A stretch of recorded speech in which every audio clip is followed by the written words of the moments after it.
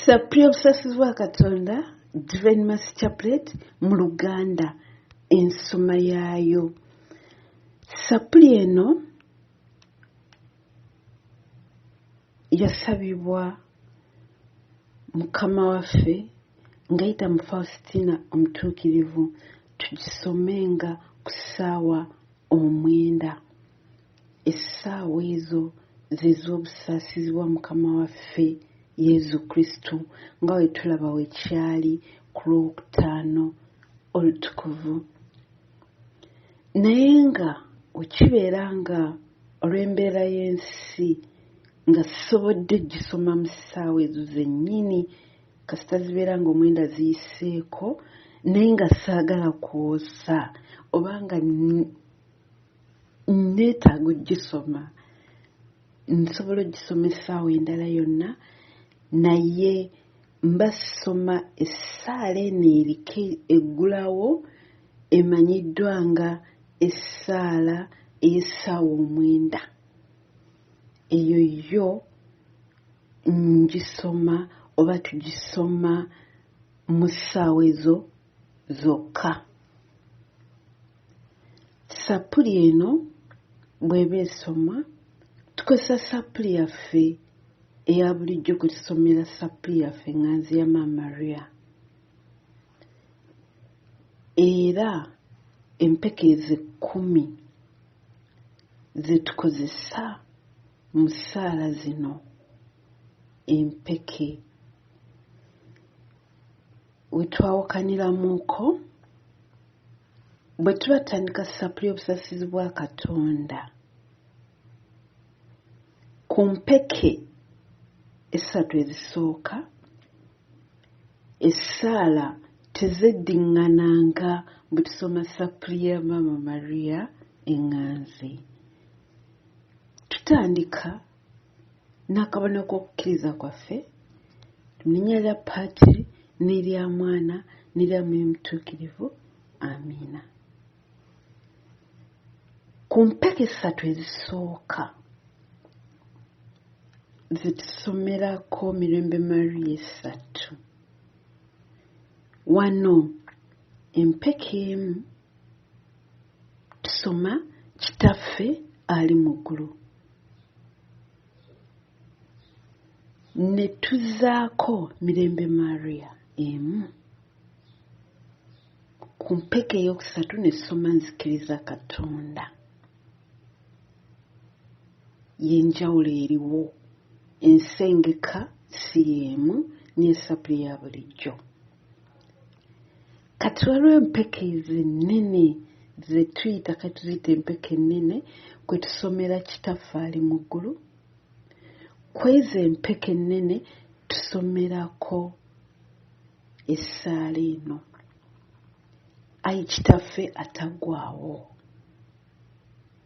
Essaala Ayi Kitaffe ataggwaawo gye tusomera ku mpeke ezo ennene buli luvannyuma lwa kikolwa eky'obusaasizi, tusomerawo essaala eyo. Kati ku mpeke entono ezo 10 kwe tusomera Mirembe Maria 10, wo tusomerawo essaala eno, naye era tugisoma emirundi 10 ng'empeke ezo bwe ziri. Essaala eno egamba nti olw'okubeera okubonaabona okuyitirivu ennyo okwa Yezu, tukwatire ekisa wamu n'ensi yonna. Tugisoma emirundi 10. Okwawukana ku ssaala ezisoose zisomebwa omulundi gumu. Bwe tubanga tumaliriza tusoma essaala eno emirundi 3. Essaala eno egamba, Ayi Katonda omutuukirivu, Ayi nannyini buyinza omutuukirivu, Ayi gwe ataggwaawo omutuukirivu, tukwatire ekisa otusaasire wamu n'ensi yonna. Tugisoma emirundi 3. Eno y'ensoma y'essapule y'obusaasizi mu bufunze. Tuteekako ebyetaago nga tusoma ssapule endala oba essaala endala.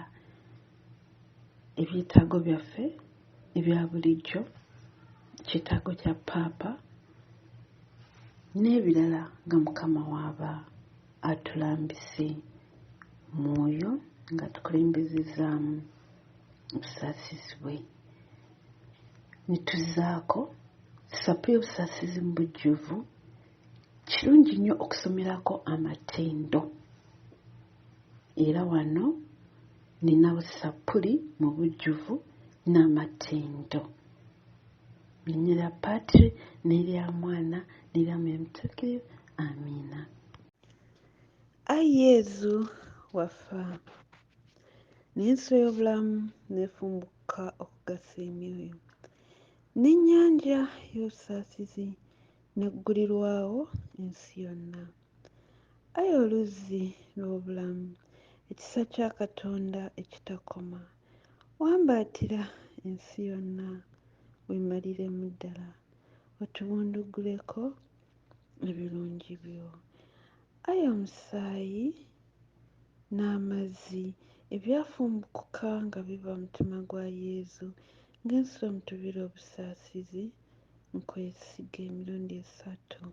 Ayi omusaayi n'amazzi ebyafumbuka nga biva mu mutima gwa Yezu ng'ensulo omutubira obusaasizi, nkwesiga.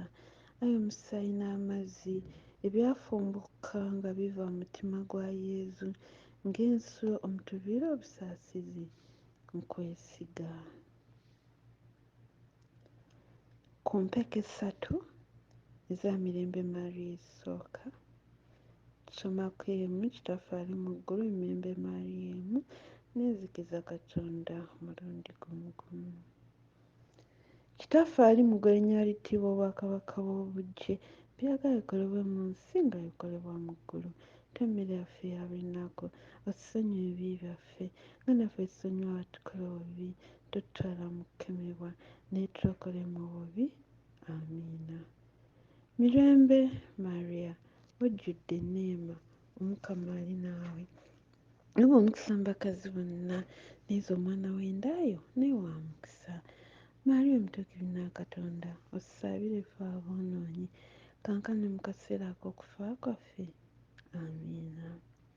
Nzikiriza Katonda Patri, aminza buli kantu, omutonzi w'eggulu n'ensi, ne Yezu Kristo omwana ali omu yekka, ye Mukama waffe, yali mu lubuto ku bwa Mwoyo Mutuukirivu, n'azaalibwa n'abonaabona ku mirembe gya Ponsiyo Piraato, n'akomererwa ku musaalaba, n'afa, n'aziikibwa, n'akka emagombe, olunaku olwokusatu n'azuukira mu bafu, n'alinnya mu ggulu, atudde ku ddyo ogwa Katonda Patri omulinzi wa buli kantu, alidda okulamula abantu abalamu n'abafu, obwakabaka bwe tebuliggwaawo. Nzikiriza Mwoyo Mutuukirivu n'Eklezia Katolika omutukuvu, n'okussa ekimu kw'abatuukirivu, n'ekisonyiwo eky'ebibi, n'okuzuukira okw'emibiri, n'obulamu obutaggwaawo. Amiina. Ku mpeke eya Kitaffe ali mu ggulu, tusomawo essaala eno.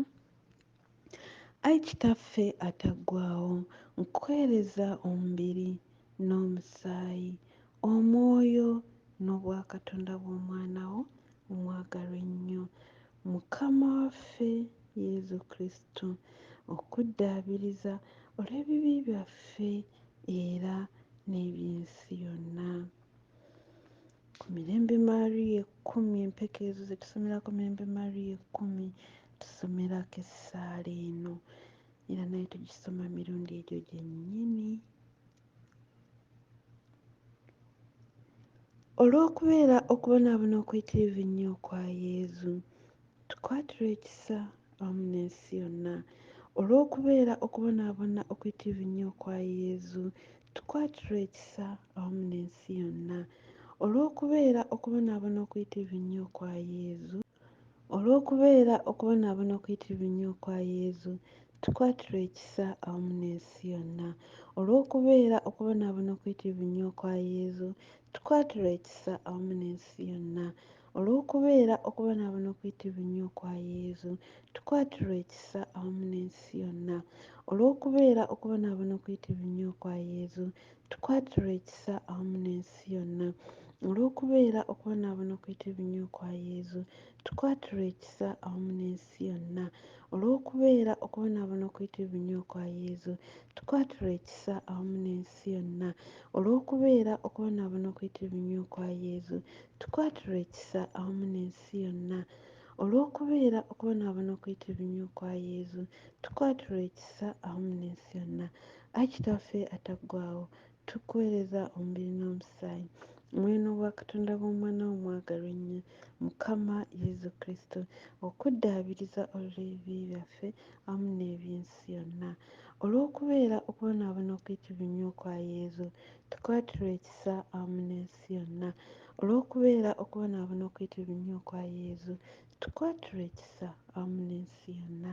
Olw'okubeera okubonaabona okuyitibwa ennyo okwa Yezu, tukwatirwa ekisa awamu n'ensi yonna.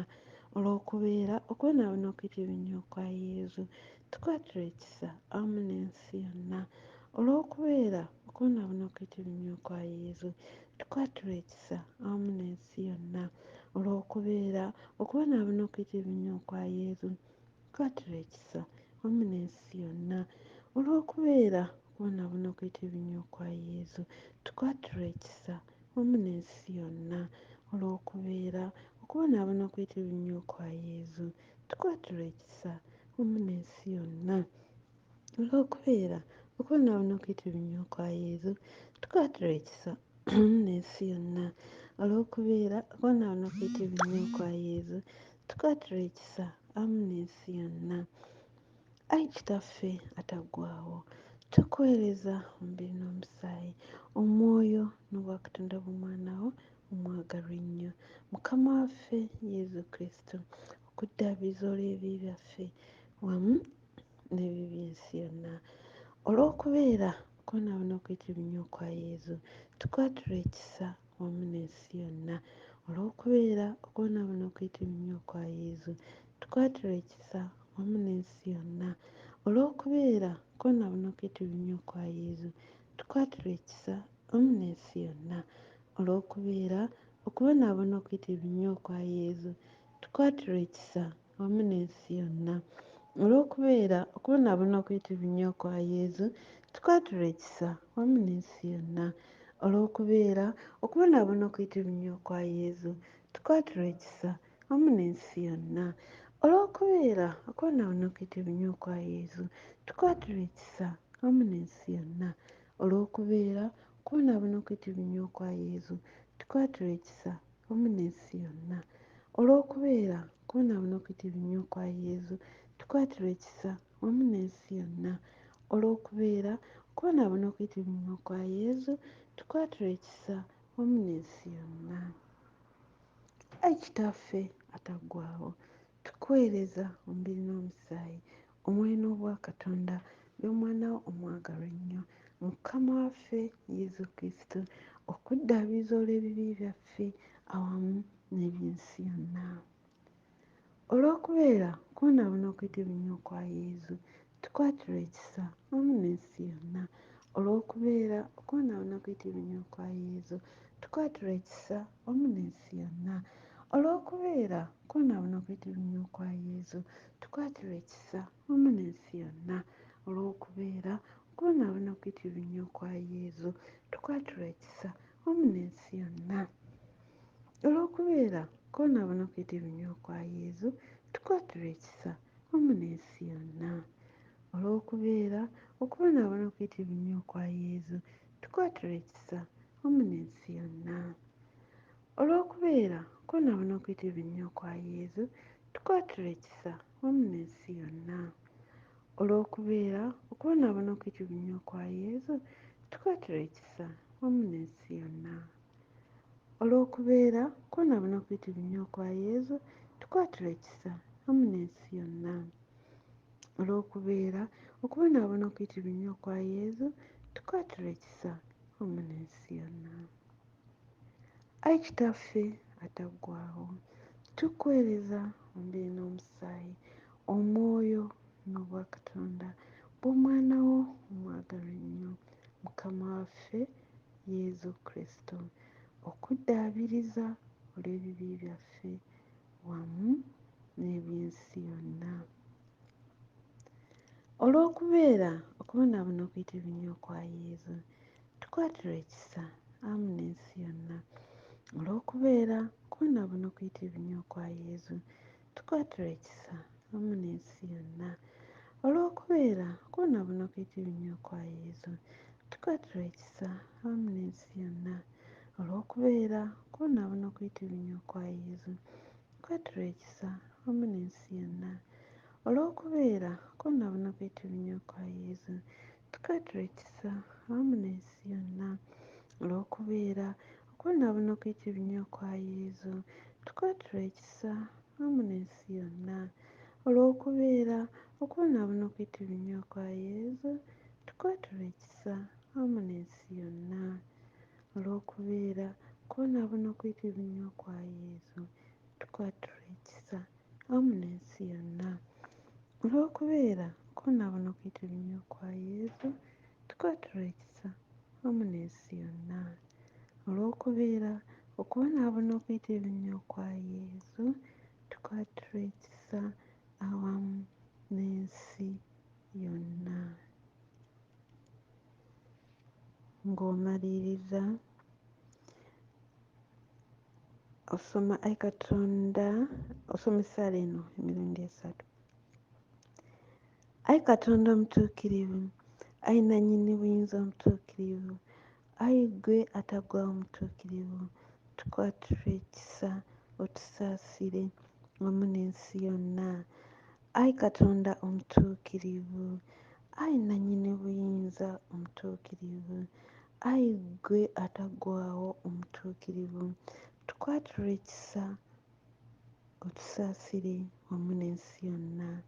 Ayi Katonda omutuukirivu, ayi nannyini buyinza omutuukirivu, ayi ggwe ataggwaawo omutuukirivu, tukwatirwe ekisa otusaasire wamu n'ensi yonna. Yezu nkwesiga, Yezu nkwesiga, Yezu nkwesiga, amiina. Tuzzaako amatendo g'obusasizi bwa Katonda obutakoma. Amatendo ag'obusaasizi bwa Katonda obutakoma. Okwagala kwa Katonda kimuli, obusaasizi kye kibala. Buli muntu abuusabuusa asome ebyamagero by'obusaasizi bwa Katonda alyoke akkirize. Obusaasizi bwa Katonda obukulukuta nga buva mu kitiibwa kya Katonda Kitaffe, nkwesiga. Obusaasizi bwa Katonda ekyamagero kya Katonda ekitakoma, nkwesiga. Obusaasizi bwa Katonda ekyamagero ekitategeerekeka, nkwesiga. Obusaasizi bwa Katonda ensulo efumbukuka okuva mu kyamagero kya Trinita omutuukirivu ennyo, nkwesiga. Obusaasizi bwa Katonda ekyamagero ekitategeerekeka magezi g'abantu oba bamalayika, nkwesiga. Obusaasizi bwa Katonda oluzzi omutuviira obulamu bwonna n'essanyu, nkwesiga. Obusaasizi bwa Katonda obulungi okusinga eggulu, nkwesiga. Obusaasizi bwa Katonda ensibuko y'ebyewuunyo n'ebyewuunyizibwa, nkwesiga. Obusaasizi bwa Katonda obubugiriza ensi yonna, nkwesiga. Obusaasizi bwa Katonda obukkirira ku nsi mu kigambo eyeefuula omuntu, nkwesiga. Obusaasizi bwa Katonda obukulukuta okuva mu kiwundu ekiggule ky'omutima gwa Yezu, nkwesiga. Obusaasizi bwa Katonda obutuviira mu mutima gwa Yezu naddala aboonoonyi mu kwesiga. Obusaasizi bwa Katonda ekyamagero ekirabikira mu kussaawo ositiya entukuvu mu kwesiga. Obusaasizi bwa Katonda obulabikira mu kutandikawo eklezia omutukuvu mu kwesiga. Obusaasizi bwa Katonda mu sakalamento ettukuvu ery'abatisimu mu kwesiga.